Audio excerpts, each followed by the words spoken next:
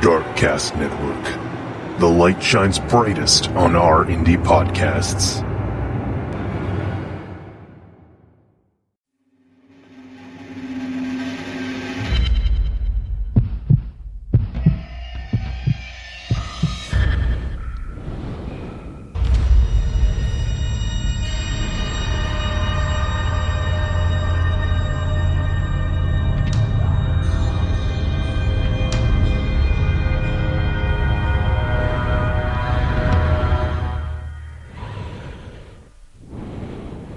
Welcome to Brew Crime, the podcast where we drink brews, talk crime, conspiracies, or whatever catches our attention. This is Mike and my co-host. I'm Rusty. I'm JT. I'm like your great-grandmother's cupboard drawer. I'm just Rusty. Yeah, like that. Yeah.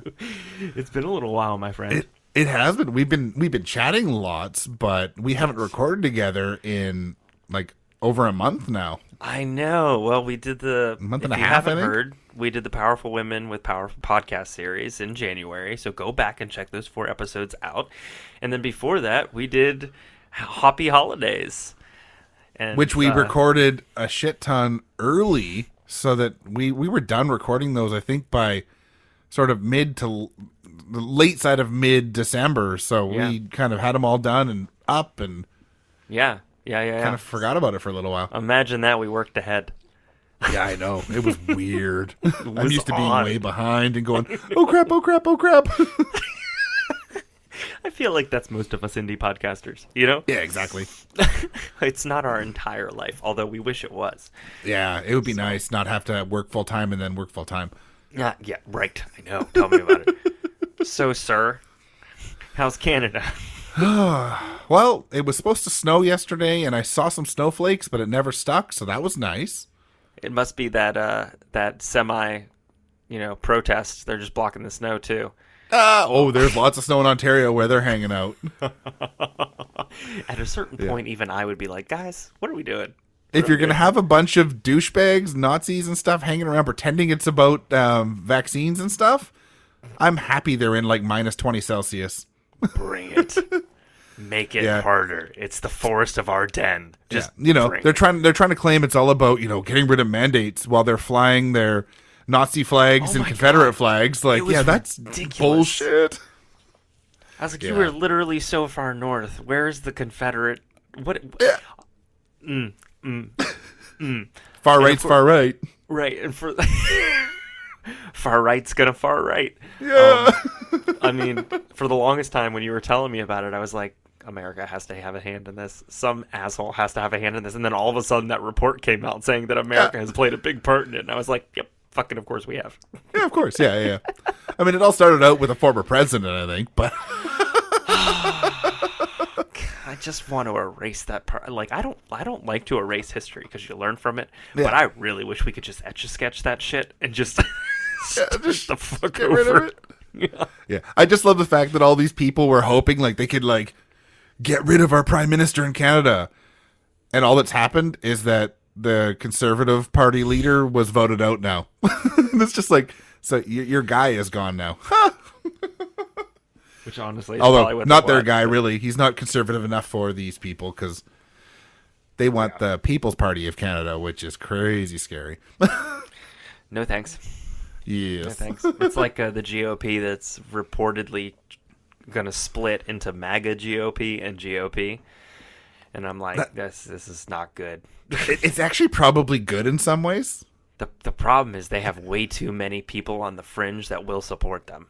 Yes, but if they split, there is that many more not voting for the GOP, which means it's better for a different party on the other end, which I still don't like, but not as evil. It's a shit that stinks. It's a shit sandwich. A shit that stinks. Yeah. Shit sandwich. Oh, well. Oh, that's politics.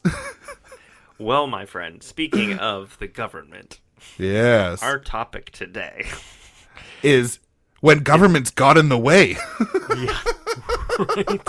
You mean always? Yes. It's prohibition. Mm-hmm. Oh, man, there is nothing that is the antithesis to this show more than prohibition. And I actually got the idea for this theme I was hanging out at a brewery locally here.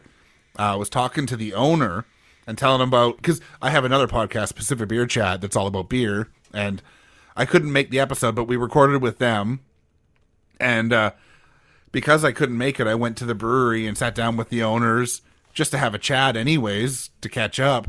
Yeah. And I told him about this show, and he's like, no way, wait a minute. And he's like, check out this beer. You're going to have to take some of this with you. Because it's named after one of the biggest rum runners on the west coast of North America, and their brewery is called Smugglers Trail. So it totally pushed towards this whole it was Prohibition theme. Yes. So I'll get into that beer later, because we're going to start with JT today. We are. I'm going to give you a little intro, and then I'll talk about the beer that I have, and then also the alcohol that I wanted to have but couldn't get. Then we'll move into it. And this is, I told you this beforehand, but this is a little less crime and a little more history / a really cool story. Right? History crime. Yeah. And this case, it's not really a case, but it's the man in the green hat. And if you haven't heard of the man in the green hat, that's okay. I hadn't either. No. But after I was done, I was so glad that I did. Do they have a blacklist? No. He had a black book. Oh. He did. But they think his wife destroyed it. We'll talk about that in a little bit, though. Okay. So. Can we get a show that's played by that same actor as the Blacklist? Yes. Actually, that would play really well. He would do What's his really name well. again? Is it David Spader? Is that I him? think so. Yeah, David Spader. Yeah. Yeah, he could do a biopic of this guy probably. Ooh, we'll have to pitch that. So I think it's safe to say that the government makes some shitty ass decisions. That's how I'm starting the story. Amen. If you look up worst decisions made by the U.S. government, you come up with 336 million results. And there's a really good reason for that. And that was last year. Yeah, right. There are good reasons for that. For instance, slavery, a bunch of terrible acts, horrific even, to include the Dred Scott ruling, which is black people are property and not humans. Bombing civilian targets during World War II called Operation Gomorrah, the Trail of Tears, the U.S. role in the Opium War, economic disparity rewarded between socioeconomic classes, and Trump. That's right, I said it. Yeah. I'm fine. I'm happy to die on that hill. So I think you see where I'm going with this. And maybe you don't, considering there are so many friggin' decisions that are made which make absolutely no sense whatsoever, unless you are the politician's base, supporters, donors, etc. Yeah. One of the no good, very bad, silliest decisions that was ever devised and carried out was prohibition in the United States. We will get to why it was a stupid decision soon, but something that I really want everyone to do when I talk about this is substitute marijuana for beer or liquor every time that I say it. Yeah. Why do you ask? Because it's literally the same stuff that's happening today. Yes. Not in Canada anymore, finally. Right. We're getting there. So the beer that I have today, and then we'll pop back into Prohibition, is called, it's from Vandersgrüner, which is based in Germany. It is a Pilsner, and, it's one of those beers where you just kind of buy it from kind of an off-brand grocery store, because I couldn't find what I actually wanted. Now, this beer it's pretty good. It's light. It's like a summer beer, which I'm drinking in the winter, but whatever, who cares? It's a lot better than it should be. You know what I mean? What I wanted to do was up in Washington, D.C., just a little while away, there is a place called Green Hat Distillery, and they make Green Hat distilled gin. And it is literally based on this same dude, right? It is named after this dude. And it's supposed to be a really good gin. Which I didn't like until like the past year or two, because I somehow got into it. Who knows why? Probably because, I'm old. Older. You just got more taste. That's all it is. Yeah, that's it. But this gin has like aromas of juniper, citrus, herbs that linger around. They have anise notes. There's a crisp finish. I'm really excited about trying it. But I couldn't find it in Virginia, despite it being listed. So I might have to make a trip. I really might have to make a trip. I'm not even kidding. I might have to. It's like 2.5 hours north, so it might be worth it. That's pretty short. So that's my beer. That's also the alcohol that I wanted to drink, but here we are. So Damn Prohibition. I know. Yeah, tell me about it. So in short, Prohibition was the United States government's constitutional ban on producing, transporting, and selling of alcoholic beverages from 1920 to 1933. What people thought was that the United States was sick. They believed that the majority of the problems besetting the U.S. was due to alcohol. If they could only get rid of the alcohol for good, it would end alcoholism, family violence, and political corruption. What? If only it worked. I know. If only it were that easy. So it actually started a little earlier than 1920, because in November of 1918, Congress passed a temporary act called the Wartime Prohibition Act. How did they get this passed? Well, they took advantage of the U.S. getting into World War I and said that this was the way to save grain for the war effort. So with this act, they banned any alcohol that was over 1.28%. Really, they should have banned anything 1.28% or less, because that's just alcohol-flavored water, and that's the real crime here. Yeah, it is. That's a crime. So now that there was kind of a pinky toe in the door of Prohibition, they thought that they would just kind of bust through it with an axe, a la The Shining, right? Yeah. So proposed by Here's Johnny. Right. Here's Prohibition. Yeah. Proposed by the U.S. Senate on December 18th, 1917, the 18th Amendment sought to do just that. The amendment was ratified in 1919 and was set to go into effect on January 17th, 1920. Well, if you've ever seen a towel that's been wrung out because it's wet and just looks like it's dying for water after you hang it on the faucet, welcome to a perfect image of the U.S. The National Prohibition Act, also known as the Volstead Act, was passed despite the veto of President Woodrow Wilson. Ooh. Yeah, right. So it went back, and then they passed it anyways. So what you're saying is that Woodrow Wilson was not a bad guy then. I don't know about the rest of what he did. Not in that case. Yeah, not in that case. Right. So the Volstead Act prohibited the sale of alcohol. The federal government didn't have anywhere near the ability to enforce this. And by 1925, there were anywhere from 30,000 to 100,000 speakeasy clubs in New York City alone. So I did some math. Let's take the lowest amount, 30,000 speakeasies. The acreage of New York City is 205,000 acres. That's almost 7 speakeasies per acre in the city alone.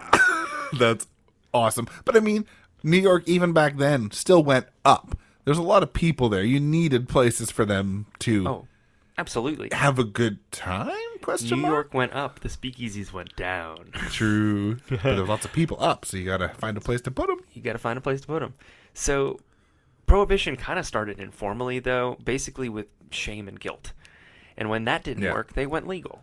So think like the whiskey tax, with the side purpose of paying down a new national debt before 1800, which led to the Whiskey Rebellion, and that tax was dropped when Thomas Jefferson and the Democratic Republican Party beat out Alexander Hamilton and the Federalists.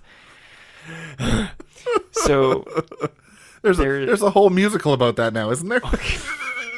Dude, if they did a musical about the Whiskey Rebellion, I would buy stock. Just Hamilton. Yeah, right. So there's a lot of stuff that revived the whole Prohibition movement before the big amendment was passed. And the National Prohibition Party and the Women's Christian Temperance Union were two massive factors in this. I don't like them. I know. The WCTU, Women's Christian Temperance Union, they did have good reasons, because what they were doing was they were actually working to prevent abuse from alcoholic husbands with education, by educating. Prohibition of alcohol was just kind of a part of it. Yeah. It sounds kind of like MAD now. Right. Mothers Against Drunk Driving, right? Right. I'm here for that. I think it's a noble cause. You know, we will find out that Prohibition didn't really create the end result they wanted, but to continue giving them credit, before they even had the right to vote, they were using temperance as a way to get into politics. Yeah. And then once they did that, they also worked on prison reform and labor laws too. So well done to them. Yeah, for sure. You know, it's hard to be involved in something when you really aren't allowed to be a part of it, right? Yeah, for sure. So who was team wet and who was team dry, right? That's a weird sentence. It was weird to write. It was really weird. I love it. I'm definitely team wet, and it sounds wrong. If you're not team wet, get the fuck out of here. What is it, like Too Fast, Too Furious, like Too Wet, Too Wild? I don't know. Like, did I say that? Those were the infomercials late at night after cable was done. Yeah. All right.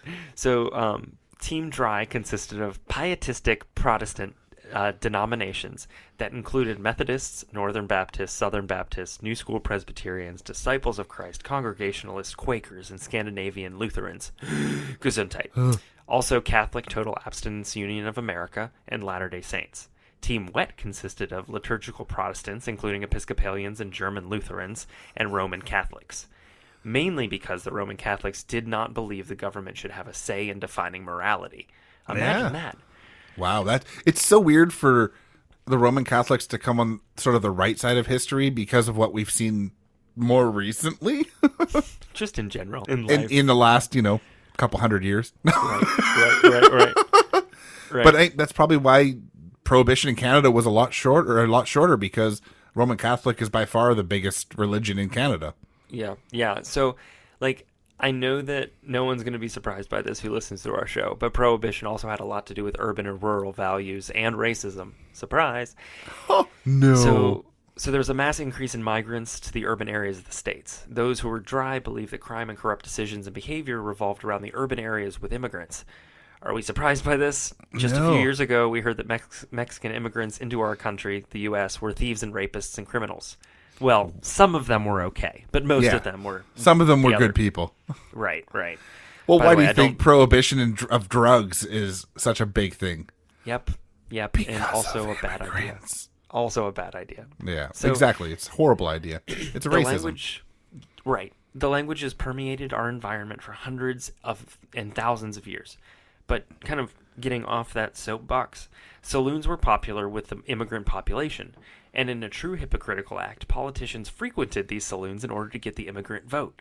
And that only added to the concept that urban areas, saloons, and immigrants were the reasons for political corruption, which then gave credence more to Prohibition. Yeah. So, guaranteed when the tide shifted regarding Prohibition, the politicians all of a sudden said, what's a saloon? I don't know what a saloon is. I've never been to a saloon. What's the definition of is?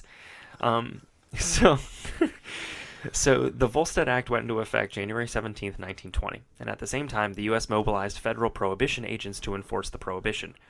Over 1,500 prohibition agents. Damn. So, in a true display of being full of themselves, the dry politicians were intensely confident that their decision was going to stand and that it would have very little chance of being repealed, to the point in which Senator Morris Shepherd said, quote, "There is as much chance of repealing the 18th Amendment as there is for a hummingbird to fly to the planet Mars with the Washington Monument tied to its tail."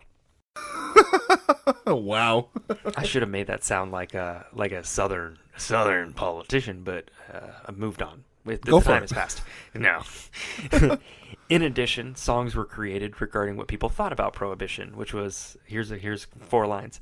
4 and 20 Yanks, feeling very dry, went across the border to get a drink of rye. When the rye was open, the Yanks began to sing, God bless America, but God save the king. People were pissed. Yeah. I almost expect this another really well-known song to come up for Prohibition. Blame Canada, blame Canada. Can't blame Canada for anything. Canada is like a really cute toddler where it's like, sometimes it pisses you off, but it's so cute.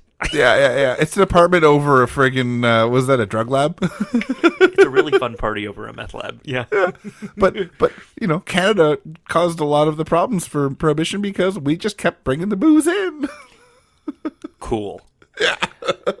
I will say this surprised me. Doctors were really pissed about Prohibition because they prescribed alcohol for all kinds of purposes at that point where there's money to be made, right? Yeah. So all of a sudden, they couldn't prescribe it, right? So they're pissed. So the Volstead Act had a big bite, but really just kind of gummed the concept to death, right? Much to do with the manufacture and transportation, and importation was illegal, but the act allowed people to make wine and cider at home. In addition, the act itself did not prohibit the consumption of alcohol, so people just kind of stocked up, much like they do with toilet paper and milk and bread when it's about to storm or snow. Which yes. I still or don't COVID. Get. Or COVID, right. I'm going to shit a lot more. I need more toilet paper. Okay. So why's the meat gone? Right. Where's the rum gone? I will say this. Here's to the Volstead Act for helping the surrounding countries in getting their products off the ground. Everyone wanted to taste from Canada, Mexico, and the Caribbean. So that really helped bolster that economy.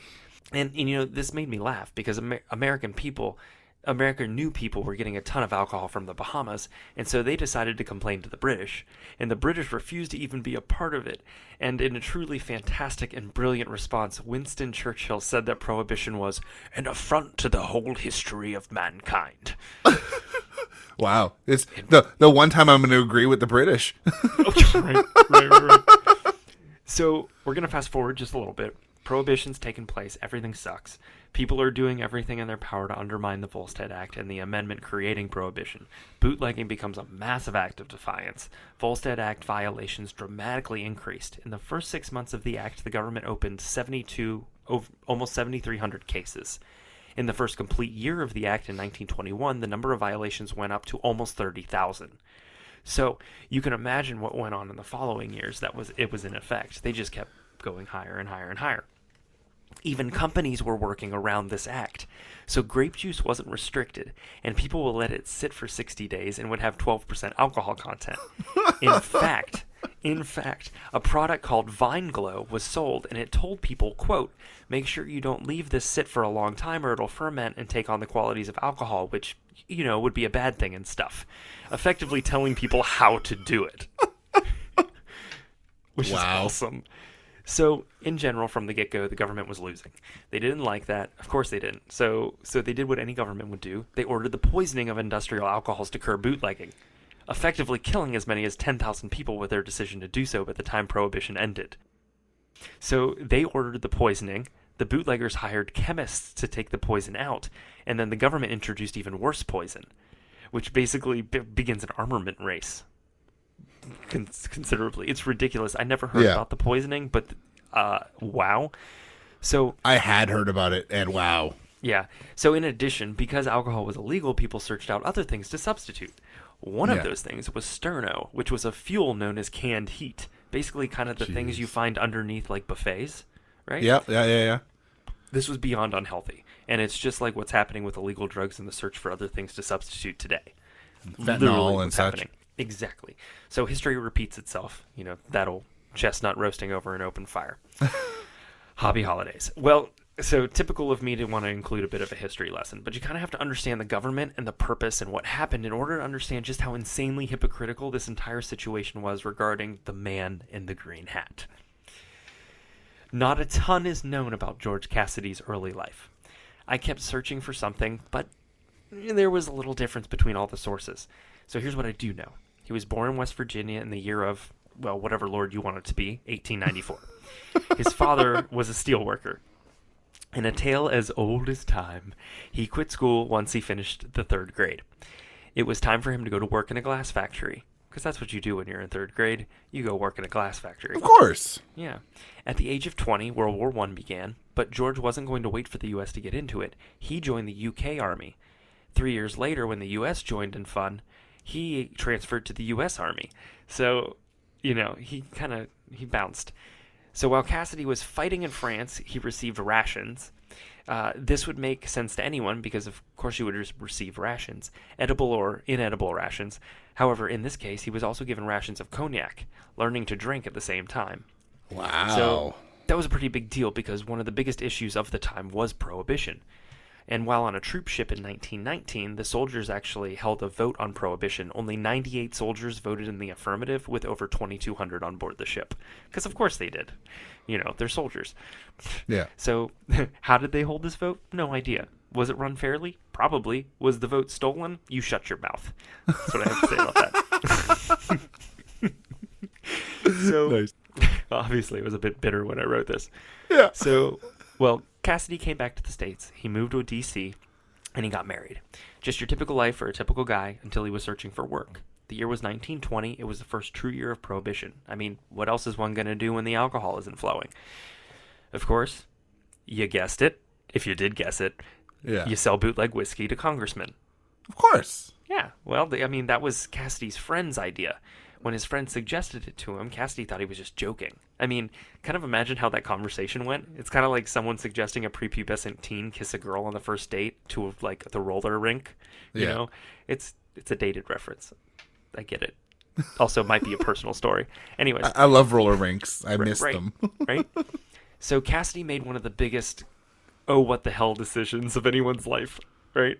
He probably not, but you catch my drift, and he could just decided he was going to pursue the suggestion, because why not? He eventually found out that there was a market for this, and he was going to be super successful no matter what side of the aisle they were on, whether they were north or south, liberal, conservative, dry or wet, no matter what, the demand was there, and he was going to need someone to supply him a variety of alcohol. He found someone in Manhattan, and he would travel there by train, load up his suitcases with 40 quarts, and then return. Quote, one day, he set a heavy suitcase down a bit too hard on the floor of Penn Station, breaking several bottles. As he hustled toward the train, whiskey dripped from the suitcase, emitting its unmistakable aroma. "Say, buddy," a grinning bystander yelled, "your clothes are leaking." Cassidy boarded the train, ducked into a restroom, and cleaned the suitcase. Most of the bottles were intact, he wrote, and were delivered in good order to the customers on Capitol Hill. Can you imagine if some random person was just like, "Hey, buddy, your clothes are leaking"? Yeah, and I mean, couldn't imagine just using like suitcases to. I know. Bring that kind of booze. I don't know. So this is a big business for Cassidy. I mean, he's literally shelling out liquor to what he figured to be 4 out of 5 congressmen and senators. That's what he determined it was. Those fuckers, they make booze illegal, but they're the ones buying the fucking stuff. He estimated that he was selling to hundreds of politicians. But he ran into an issue. Every single day, George had to carry liquor into the Capitol and past the Capitol Police, which you can only imagine what would happen if they caught him. Yeah. To live in the days before X-ray machines, before they were widely used for security purposes, right? Yeah, exactly. Because X-ray did exist. I had to look it up. X-ray did exist. It just wasn't used for those purposes. Yeah. So he was telling a Midwestern congressman about his woes of having to bring it in all the time. And the politician came up with an idea. And at some point, he must have just said, during the conversation, he had to have said, "But you'd have to be crazy like a fox to attempt it, but it's just so crazy, it might work." And the congressman said, "Did it ever occur to you it would be easier to bring supplies into the building in larger lots and deliver it from a base of operations on the inside?" The hypocrisy of it all. Yeah, no shit. So George got an office in the Capitol, and he used it as a warehouse of sorts. He also used it to distill more booze in case the demand was larger than his supply. And George said this, quote, "Using 1 gallon of pure rye whiskey as a base, adding 1 gallon of pure grain alcohol and 1 gallon of hot water from the spigot," he said spigot, "and adding a little bouquet coloring, I found it was possible to turn 12 quarts of 86 to 96 proof that was entirely satisfactory." He also said they didn't know the difference between good and bad alcohol. I believe it. Of course they didn't. So George was popular. Because, yeah. He was invited to after-hours drinking clubs that were held in congressmen's offices. He was doing fantastic business, and he supported his family of 4 from 1920 to 1925. So consider this. The average salary in 1920 was around $2,200 a year. The average home price was around $6,300, and the average rent was $15. Yeah. And I know it doesn't seem like a lot. In fact, it kind of seems cute, right? But then it was a lot different, and it was 102 years ago. Yeah. So 1920 was 102 years ago, which it hurts. I know. But the bottom line is George was making money. Fat stacks, as I think they called it back in the jazz age. What did you say a house cost there again? $6,300. And a house here now costs over $1 million. Yeah, I was going to say. Yeah. So, I'll take the $6,300. Thank you. So, Cassidy was arrested after 5 years of providing bootlegged alcohol to congressmen. They caught him smuggling it into the House office building. No one asked where he was delivering it. They just cared that he had it on his person, and when they arrested him, he was wearing his green hat. So, what's really funny is that they only cared that he had it on his person. Can you imagine what would happen today? They would be like, "Where are you taking it? Who's getting it?" All of that stuff, right? And arrest them all. Yeah. Right. So Cassidy wouldn't be deterred. He said, quote, "That forced me to drop a well-established business among members of the House and start all over again in the Senate office building." You heard me right. You heard me right. But it wasn't as fun as the House because the senators were quiet and cautious and, boring. Yeah. In fact, they usually sent someone else to purchase it rather than themselves. Like, they'd send their secretaries. That actually sounds smarter too, but Yeah. So, of course, I've mentioned the hypocrisy, but it wasn't lost on Cassidy either. Quote, I've sat in the gallery and heard one of my customers delivering a rattling good prohibition speech. On other occasions, I've heard members of the House and Senate making strong arguments that prohibition was being well enforced, when I knew good stuff was being regularly delivered to their offices. So fuck the rich and the powerful, always having what they want and keeping it away from everyone else. The top 1% has 20% of the... Yep. So all good things come to an end. Fall 1921, Vice President Charles Curtis couldn't have this happening once he caught wind of it. Curtis was the vice president for Herbert Hoover, and he was a staunch prohibitionist. No one was going to sully the House and Senate and get away with it. So he called up the head of the Prohibition Bureau, James Doran, and they worked to hire a spy named Roger Butts. Yep, because I'm 5, I laughed for a while. Yeah. So Roger had quite literally no experience in law enforcement. He was a 20-year-old accounting student. They hired this guy. And in a hysterical series of events, Butts continued to fail. He tried to buy alcohol off Cassidy, but George didn't know Butts, so he avoided him and wouldn't deal to him. Then Butts tried to convince Cassidy he was a drunk. That didn't go well. Butts just got obnoxious, singing and reeking of booze in the House, or the Senate, and someone took him home. Anyways, several Pink Panther moments later, he finally just got a senator to call up Cassidy and order gin, which he should have done in the fucking first place. When Cassidy got there to deliver it on February 18th, 1930, he was arrested by 2 Prohibition agents. Boo. Cassidy was sentenced to 18 months in prison. Worth it, right? Hashtag worth it. Cassidy, after submitting an appeal and awaiting that hearing, wrote a multi-piece story for the Post, which I think is basically the Washington Post. I tried so hard to find this piece. I can find it absolutely nowhere. It made me so sad. So it did shed light on the situation, and it didn't reflect well on the Republicans, as the hypocrisy was palpable. In order to patch things, the vice president claimed responsibility for catching George. He said, yeah, that might have happened, but I caught him. That backfired because people didn't understand why the legislative Republicans required the executive branch to keep the law in on their house on the Capitol Hill. So basically, ooh, sick burn, right? Yeah. Like, get me my Jenko pants. Sick burn. All right, so George's appeal was denied, and he spent 18 months in jail. But not really. The sentence was modified. He woke up at home, he put on his suit, and he went to jail. And at the end of the day, he would leave for home and go to sleep in his bed. Oh, this is Jeffrey Epstein, but he got to go to work. That's exactly what happened. Again. Although Epstein had to sleep at prison and go to work at home, but yeah. Also, I support what Cassidy did. I don't support what Epstein did. No, I agree. It's just such bullshit. Like, you're going to go to jail, but you're not. So depending on how you look at it, Cassidy's story in the Post and his story in general might have shifted the election and the number of Republicans and Democrats, and quite possibly led to the repeal of Prohibition. They kind of credit his piece with doing that. So kudos to George. Yes. 3 cheers. I'm pouring one out for you hip, in my hip, headspaces. Hip, hip, because hooray, hip, hip, hooray. That's 3. I'm pouring one out for him in my headspaces because we all know you wouldn't want to waste good alcohol, so I'm not actually going to pour it out.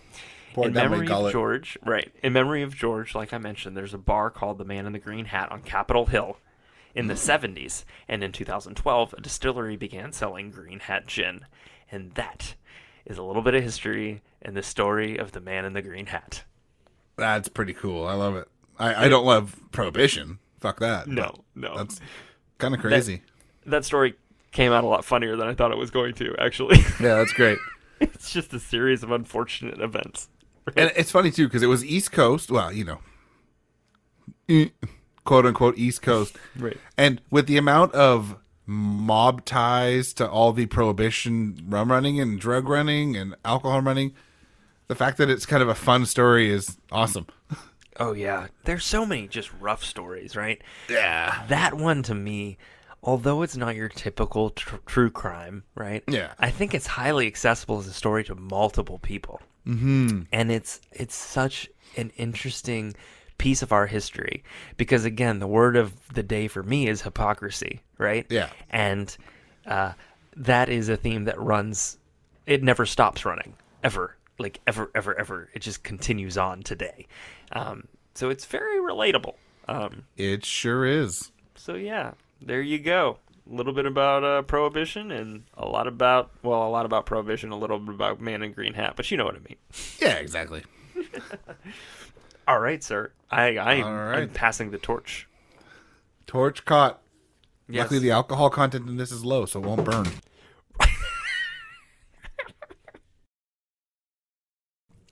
So my title for my story is Captain Stone, the Riefel Family, and the Queen of Rumrow. Oh. Did you write a movie? It sounds like a film. No shit, right? Yeah. So I mentioned earlier on in the episode about Smugglers Trail. It's a brewery local here in Langley, BC, and they have a beer called Captain Stone Lager, and it was kind of what pushed them towards possibly naming their brewery Smugglers Trail. I like that. I like when history ties in. It's kind of fun, and I'm not big on lagers here, but when they told me about this beer, I'm like, oh, wait a minute, that's a theme. Hey! And, it's a 5% alcohol, 20 IBU beer, so it's a, easy drinking lager. It's not super clear like you get with the commercial lagers. It's kind of a hazy yellow, white head. Yeah. I can already tell that I would probably like it. Yeah, it's got a bit of a sweet nose, a little bit of citrus, a little floral. It's very lightly sweet, but it's just like grainy, a little bit of floral, a little bit of citrus, very tiny bit of bitterness. But yeah, for kind of the yellow fizzy lager, it's pretty flavorful, and they would be really angry about this beer during Prohibition. Yeah, they would. It's a really good beer when the foam gets stuck in your mustache. That's all I'm saying. That's all I'm saying. Well, it did that for sure. Yep. When people think of Prohibition in the United States, they think of mobsters of the East Coast and the violence that came out of that, right? I sure do. Now, we haven't talked about it this time, but people think about that 100%. I did avoid the cliche. Yeah. So I'll look back at it through that sort of Hollywood lens of sex, drugs, and rock and roll that we saw during Prohibition, right? Like all the speakeasies and Right. all the booze flowing, even though it wasn't supposed to. Just tapping the big keg and just letting it go and fill up the glasses. And Mm-hmm. But who knew that the Pacific coast of Canada was a huge part of bringing illegal alcohol down to the United States? You naughty, naughty Canadians. I know, right? Let's start with a bit of history here. While the United States put in Prohibition in 1920, Canada had Prohibition in some provinces as far back as the late 1800s and early 1900s. I academically and as an adult respond by saying, fuck that. Yeah, but then the country would put in Prohibition as a wartime measure in 1918. So they did the same thing? Yeah. Oh, Jesus. Like some of those, probably regions that would go dry for whatever religious reason or whatever, right? Mm-hmm. But the country went in 1918 just the same. But after World War I ended, Prohibition would begin to fall in Canada, with Quebec dropping it in 1919, the Yukon Territory in 1920, and British Columbia ending it in 1921. So it started to drop pretty quick, right? They dropped as we were ramping up. Yeah, exactly. In air quotes, ramping up. Yeah. Yeah. This end of Prohibition in British Columbia would bring an explosion of run running, as it's called, all the way until the end of Prohibition in 1933. And all I got to say is, you're welcome, Canada. Yeah. Great business. It really is. It is. Let's now meet the Malahat, the ship that would later be known by many as the Queen of Rumrow. All right. The Malahat was built in 1917 and was a very large 5-masted schooner. Holy shit. Yeah, it's huge. You're not kidding. This ship was built in Victoria on Vancouver Island and was 246 feet long and had a depth of 21 feet deep. That's like a Jeff Bezos schooner before Jeff Bezos was Jeff Bezos. No shit. Oh my god. Brief tangent. Did you hear that they have to dismantle a historic bridge to get Jeff Bezos' new massive boat through to the ocean? Fucking stupid. Moving the fuck on. Yeah. Continue. Just cut his boat in half and go. That's what I'm saying. Yeah. The ship was also built entirely out of wood, as there was no metal at the time available for shipbuilding, and came in at 1,543 tons. Holy. It's a good thing we have science, because nothing that heavy should ever fucking float. I know, right? Ever. And that was just the weight of the boat. Right. So the ship had a top speed of 5 knots until later when it had engines installed. I just imagine like this little like gerbil powered engine. Yeah. It's just puttering along this massive ship. Well, it went a little faster after that, but yeah. Oh, I'm sure. But she was a floating warehouse on purpose. And the original purpose was not alcohol at all.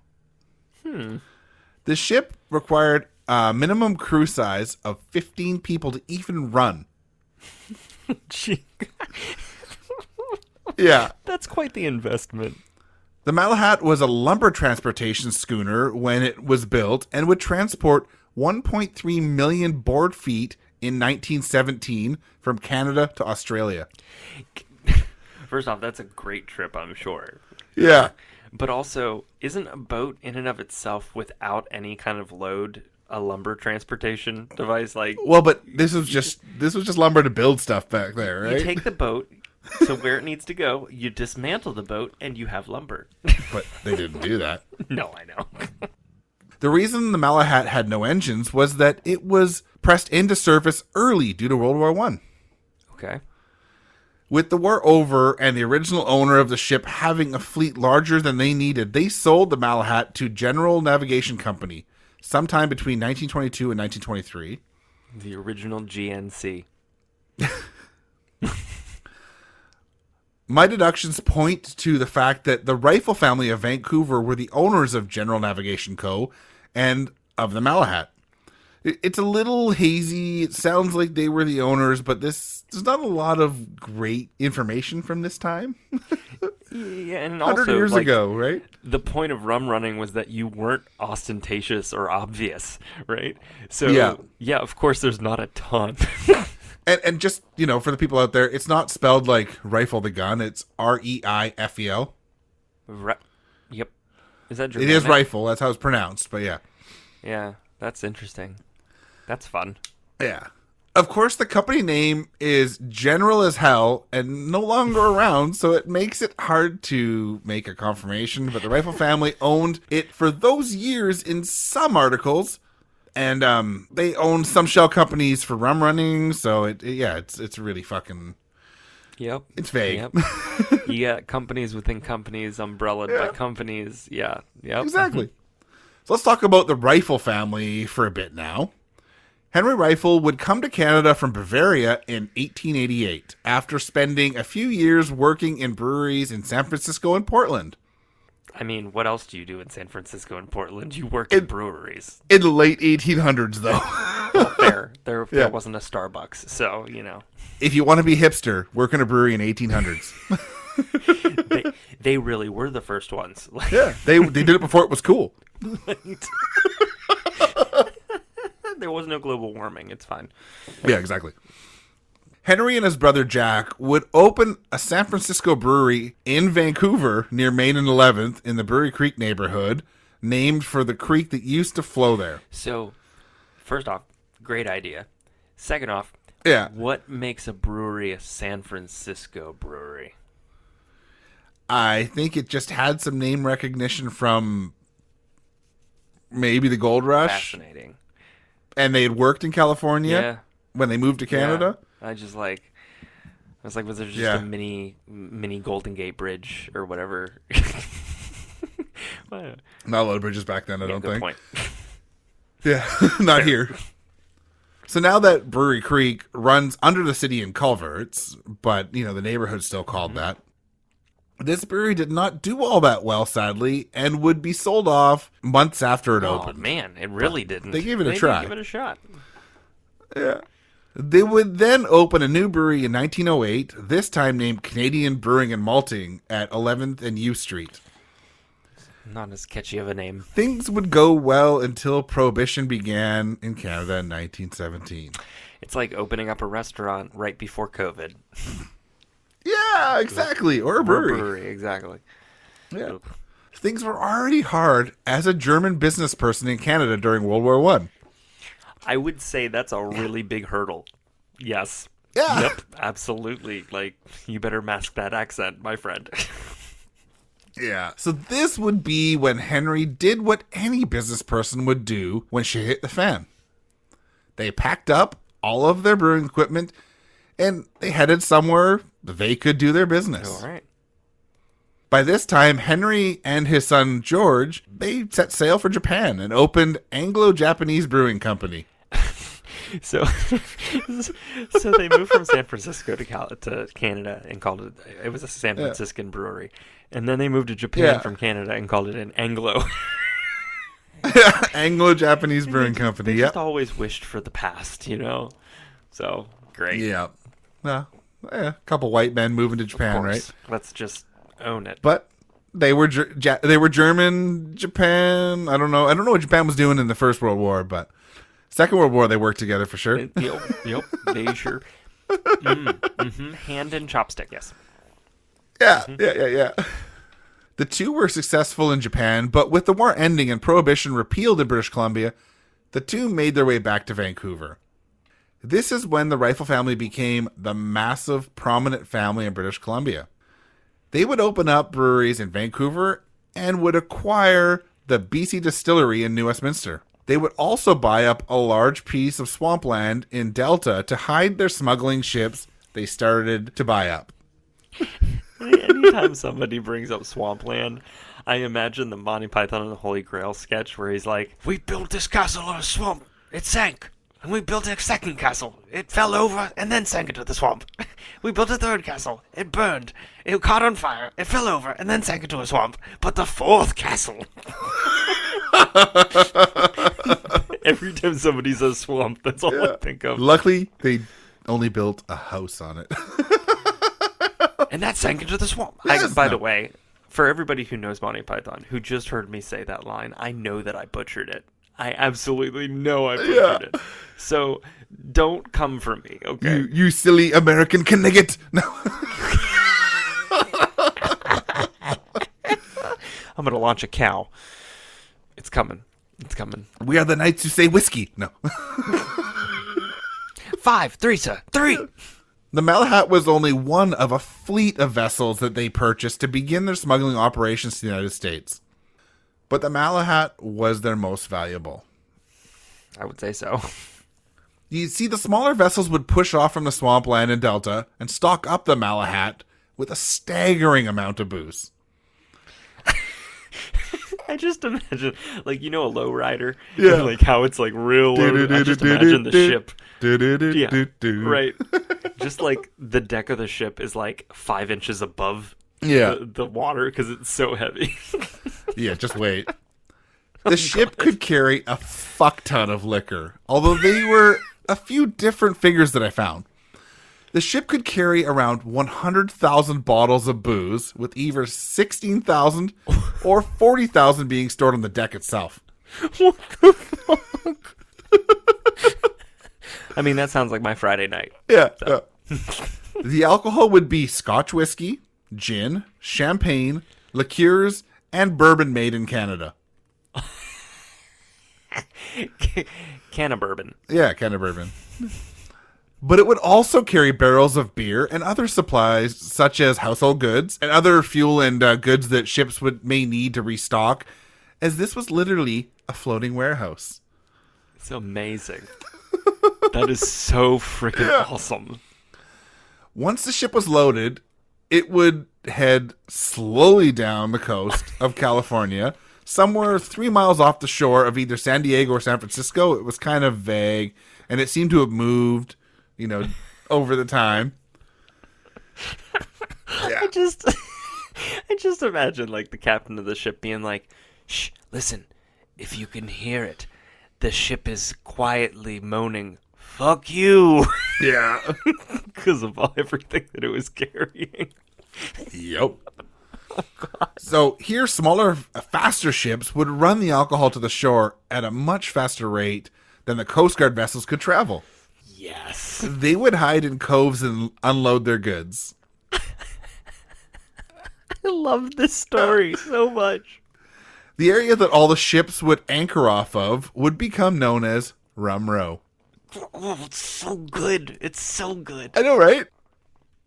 Now, you would think that the U.S. Coast Guard would try to shut this down, but in a way it was good for Rum Row to be there, as these were not hardened criminals, just seamen, former Navy men and everything trying to make a buck after the war. Yep. What they did do was keep pirates and the likes away from the shores of California. So while they were bringing in illicit, drugs or whatever, they kept out the real bad people. Yeah. And I mean, like, as I mentioned, like in the first story, we had prohibition agents, right? Mm-hmm. Or that part of the defense. So it's also very possible that the coast were like, that's not my job, right? Yeah. But, I mean, in general, if you can keep the pirates at bay, then, hey, come on in. Yeah. So things were going so well that in 1924, the U.S. government petitioned to get the 3-mile international line moved out to 12 miles to battle the rum running. Oh, my God. Yeah. But this was way too good a business for this to matter. Mm-hmm. When a case of whiskey cost $15 in British Columbia, but would sell in San Diego for $120, this wasn't stopping. No, and I mean, remember, at the same time that they're trying to battle this, they're also buying alcohol from the man in the green hat, right? Oh, yeah, of course. So what the hell? Or they're buying it from this ship. Or them. Yeah. Yeah. This is where we need to meet one of the 3 rum runners that ran this ship, and the one that had the whole operation running the smoothest. Stuart Stanley Stone would become the captain of the Malahat in March 1929, and that's where the name of this beer comes from. Y'all? Stuart Stone would grow up on Vancouver Island near Tofino, which is like one of Canada's like surfing destinations now. Oh, really? As long as you're willing to wear a wetsuit, because it's fucking cold as hell. I mean, sure. Put me inside of a body condom. Yeah, that's the way to do it. Along with his father and his brother, he would grow up on ships. Okay. They would work on passenger ships to multiple ports on Vancouver Island. When Captain Stone got the gig on the Malahat, he would work his magic to get his sister Hazel a job working for the BC Telephone Exchange in Vancouver. Okay. The family would move to Vancouver, and Hazel would live with Stuart, his wife, and his kids in Vancouver. Her job was downtown Vancouver, which was tiny back then, and she would work the day there, then head home, where she would use a 2-way communication system to communicate with the rum running ships between 9 and 11 p.m. nightly. That's amazing. That makes me so happy. Like, it really does. She learned the trade at work and then used it to get alcohol to the States. That's exactly what happens these days. Yeah. This 2-way system was developed by Captain Stone, and they would use secret codes that they developed to make it hard to track. Being the captain of a smuggling ship was lucrative also, as Captain Stone would be paid $600 a month, plus room and board in 1929. That means that he was making $8,770 Canadian a month in today's money, or $105,240 a year in today's money. Holy shit. Just to drive a ship. Yeah. Oh my God. Oh, and not even that far. No. And this also didn't account for the secret bonuses they would get that would sometimes be in thousands of dollars in 1929. Good God. I mean, hey, it was lucrative. Mike, you want to buy a boat? They're a little better at catching people now. Oh, man. I know. We're going to burrow an underwater tunnel. It's fine. Yeah. Nobody will expect it. Captain Stone's second wife, Emmy Mae Bynes, would end up joining Captain Stone on the ship, and after about 6 months on board, the crew really respected her role on the ship, which was really rare back then. Yeah, for sure. The marriage happened in November 1931. She was likely the only female sailor on Rum Row. Wow. Good for her. Yeah. Yes. Now, there might have been other females on Rum Row, but they were not sailors. Just a cutlass in her mouth and a boomstick in her hand. I don't know. Yeah. Now, Captain Stone would not abandon his former wife and kids and would support them and visit them often when he was home. Now, Captain Stone was a very successful captain, but he would die in 1933, well before his time. Amazingly, his wife, Emmy, would live long after him and would pass away at her sister's home in Washington State on June 13th, 1994. Wow. Wow. Yeah, I know, right? The amount of shit she has seen. Yeah. Wow. Now, I didn't ever get her birth date, so I don't know how old she was, but she was not a young spring chicken. She had to have been in at least her mid to late teens by the time she was getting married, right? Even then. So she would have had to be born in... they got married in 1931, so... Oh, good point. So... Yeah. 1910? No, she had to at least be mid-80s. Yeah, exactly. Oh, my God. Well done to you. Yeah. With Prohibition ending in the United States in 1933, these rum runners would end up fizzling out, but it was amazing money while it lasted. You're welcome. The Malahat would end up going back to transporting lumber and would end up sinking and becoming a breakwater in 1944 in Powell River. Well, Yeah. There's a use for everything. Yeah, no, and I mean, that's still something we do today, right? You clean the ships out and you sink them and it's a breakwater. Scuttle them. Yep, they do that for that and also reefs, I think, right? Yeah. After Prohibition was repealed, the U.S. government was still hunting down the old rum runners and put their sights on George and Henry Riefel. On July 7th, 1934, they would have charges laid. It's too late, guys. Just move on. Build a bridge, get over it. I agree totally. Yeah. So this next part is a quote from a Vancouver Sun article, which is still a paper that's alive today somehow. Well done, them. Allegations of a ring which flooded the Pacific coast with illicit liquor in the last 5 years was disclosed today in charges against 2 Canadian distillers. Reported an Associated Press story out of Seattle. Henry Riefel, president of Brewers and Distillers Limited of Vancouver, and son George C. Riefel were accused by the government of heading an elaborate combine which smuggled liquor worth $10 million into Pacific Northwest. To be honest with you, I'd just give them a commendation. I'd give them a medal. But what would $10 million be in 1930s? It's worth a goog. Yeah. 10 million. I think I actually mentioned it later a little bit. Never mind. Moving on. Yeah. So the quote continues. The purported operations included formations of special companies and use of fleets of boats. At least one of these boats was equipped to throw out a smoke screen to shield speedboats, which ran illicit canoes ashore. That's cool. The complaint charged the fleet was directed by wireless from British Columbia. Oh, my God. Here we go, yes. The U.S. government launched a civil suit against the Riefels for $17,250,000. And again, this is in... Where did I say this? 1930s. 1934. Yeah. Yeah. I feel like most of this was just to put a show out there. Yeah. But this is crazy money back then. Yeah. Crazy money. Yeah. The suit alleges that the value of the booze they smuggled was $10 million, and the other $7.25 million was for unpaid taxes and import duties. Considering the average salary in the 20s up until the 30s was around $2,600. Yeah. Jesus. Here we go. I actually wrote it here. Yay. So perfect.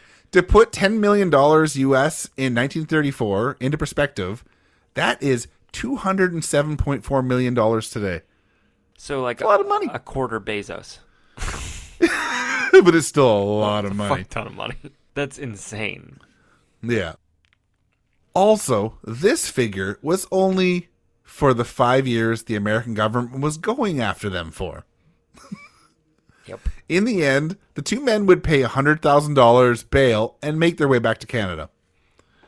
The charges would end up being dropped in 1935, but they would forfeit the $200,000 bail and pay a $500,000 fine, $10 million today. But looking at the kind of money that they were making, I don't think they really cared. So Canada allowed them to be extradited to the U.S.? I think they went. Oh. Yeah. Thinking there wouldn't be a big deal. Yeah, exactly. It used to happen, right? It was a $500,000 big deal. Yeah. Really $700 by the end of it. Good God. That's ridiculous. So to show just how much these two made in their smuggling career, they both built mansions, one of them being 20,782 square feet. What the literal...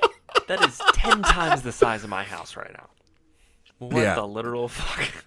I live in a 1,000 square foot condo, so yes. Way bigger. They had all the cars and boats they could want, of course, right? Well, yeah. And I mean boats, not ships. Right. At this point. I assumed it wasn't a 5-mast schooner. They also built the Commodore Ballroom, one of Vancouver's most iconic live venues, in 1929, and the Vogue and Studio Theaters in 1940. Good God. Yeah. And these are all places that are still around, and, like, you know, COVID's sure hurt it, but still, like, Commodore Ballroom is one of the, like, best locations for a concert, and the Vogue Theater is a great location for concerts as well. They both sound like awesome places. I've seen Slayer at the Commodore Ballroom. What? Yeah. I love that. And Cradle of Filth. Yeah. And Biff Naked. Oh my God. And at the Vogue, I've seen, and, you know, not a big fan anymore, but I've seen Marilyn Manson at the Vogue. Some other different bands too. I love theater shows. So like these are places that get big acts, right? Yeah. The swampland that I mentioned also was leased in 1960s to the British Columbia Waterfowl Society to become named George C. Riefel Migratory Bird Sanctuary. Oh boy. The area is almost 300 hectares or 850 acres and has since been taken over by the Canadian federal government in a mixed sale and land donation in 1972.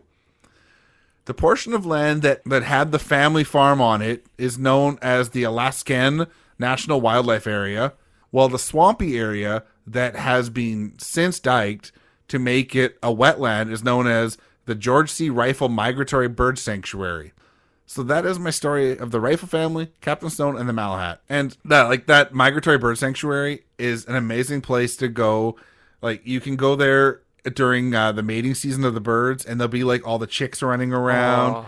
You can buy like bird feed to feed them and everything. It's really cool. That's sweet. And now doctors in Canada can prescribe passes to go.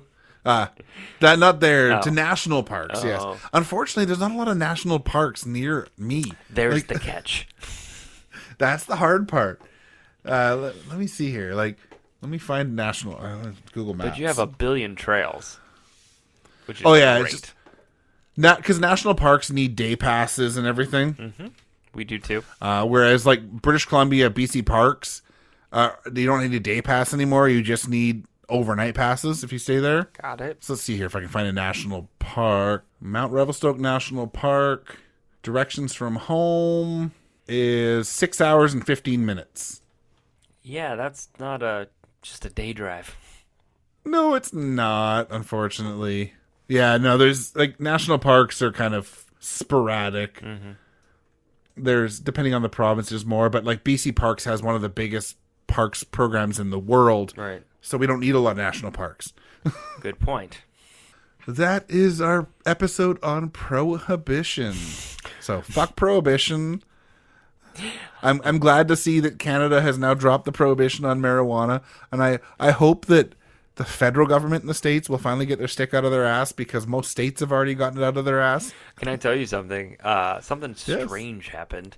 Obviously, Virginia has started working towards legalizing, and the new Virginia Congress / Senate / government is conservative, and they ultra conservative. I read that they were trying to make changes to that bill that passed, right?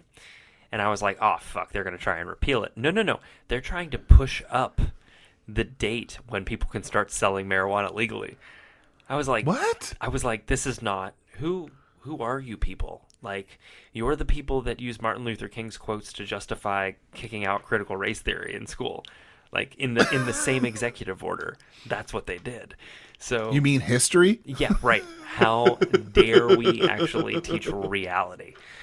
Anyway, so yeah. I wonder why they would push. I guess they just need more taxes. I guarantee you, it's money. It's always money. Always. They finally figured out the fact that taxing marijuana is a huge thing. Huge. Taxes in general are huge. Yeah. I mean, you tax marijuana and you have paid back a debt quickly. Yes. You can fund a lot of shit. So, yeah. Yep. But it's already happening. There's already G-Leaf in Short Pump, around my general area, and they sell medical marijuana. There's a bunch of THC-8 places that distribute that, which is not technically marijuana, but still has some of the same effects. So, Well, hey, like I had said in previous episodes, I haven't seen them personally, but there are now mushroom dispensaries in the city of Vancouver. I think I've heard that, I think Oregon, or is it Portland specifically, has legalized mushrooms. So good for them. Not even decriminalized, which we haven't done either, but we still have them in stores here. All I'm saying, Mike, is that we should do a show on shrooms. I'm just kidding. Not really. I don't think that would go well for either of us at all. At all. I'm not a very experienced person when it comes to anything but alcohol. I am not at all. All I know is that from what I've heard, microdosing is the best way to go on that. That's all I know. I know that word well. Yeah, right. That is all. That's it. That's all I got. So, yep. We'd be screwed. Probably. It'd be a horrible episode. But if you come and donate and join our Patreon, maybe we'll do one. Yeah, maybe. Yeah. It'll be a lot more illegal for me. So. Yeah, no shit. So I'll take more of that money. It's fine. Thanks for tuning in to Brew Crime. You can find us on all social media platforms at Brew Crime. We have a Facebook group at Brew Crime Group. If you'd like to support the show, head to patreon.com/brewcrime now. The money goes towards upgrading equipment and making the show that much better. You get one bonus episode a month, as well as early ad-free access to our episodes. So, shout out to our Patreon supporters, True Crime Nana, 3 Beers In Podcast, Amber, and the Faves of Our Lives. Cheers. Bye. Prohibition sucks. Fuck Prohibition. Boom. All cases on Brew Crime are written by Mike and JT or a writer we credit on the episode, and sources are put into our show notes for each episode. We always want to give credit to the people that research the cases we talk about. Check out our store at tpublic.com/stores/brew-crime-podcast, where you can purchase gear like t-shirts, phone cases, stickers, pillows, and all kinds of other cool stuff. Brew Crime's intro was created by Mike using Creative Commons Attribution licensed audio from purple-planet.com, soundbible.com, and freesoundeffects.com. Logo designed by Ben Greenberg. Thanks for listening to this episode of Brew Crime Podcast. Hello, I'm Rebecca Rosewood, and I'm here to help you keep your curses hexy and your hexes sexy in this snarky true crime and paranormal podcast. If you like a little personality with your true crime and a little scare with some flair, I've got you covered. Thrice Cursed is available anywhere you listen to podcasts. You can also find my curse content on Instagram, Twitter, and Facebook at Thrice Cursed Pod. And you can find even more at thriceCursedPod.com. Until then, keep it hexy.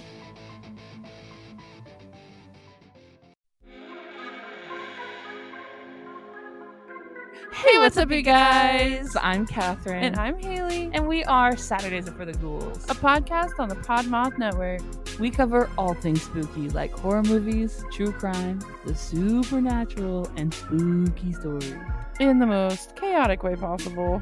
So join your favorite ghoul friends every Saturday wherever you listen to podcasts. And become a spooky babe. So spooky babes, we'll see you in your nightmares.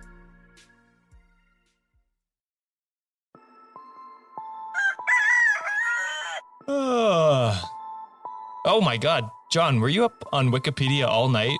John, are you okay? You're shaking. You guys, you will not believe what I just read on Wiki.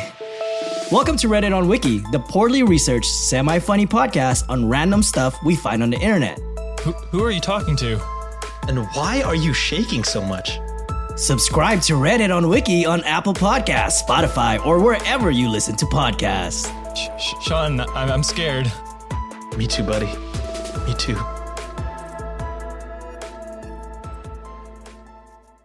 Pietistic Protestant don't go back.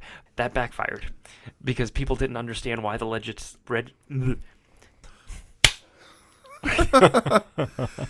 Yes. How did they count again in Cool Runnings again? It was like German or something originally. Yeah, it was. Oh shit! There was like a whole phrase with that, and then there was like, what was it? Didn't they end up doing one for the money, two for the show? No, feel the rhythm, feel the rhyme, something, something. It's bobsled time. It's bobsled time. And did you know that Jamaica has a bobsled team this year? I know, I love it. I have to watch Cool Runnings again. Did you see how they train in Jamaica? No. They push cars. Just like they do in the damn video. The movie. It's awesome. It's fucking amazing. That is. Let's pour this beer. Glug. Pour one for my man in the green hat. Let me read this again. And I'm going to burp my ass off here. I mean, don't do that. It's hard to sit without one. No doubt. After Prohibition was repealed in the U.S. while the swamp area let me start that sentence again. You got this. Let me just look this up. Excuse me. Yep. Jesus Christ. It's a burpee night. It really is.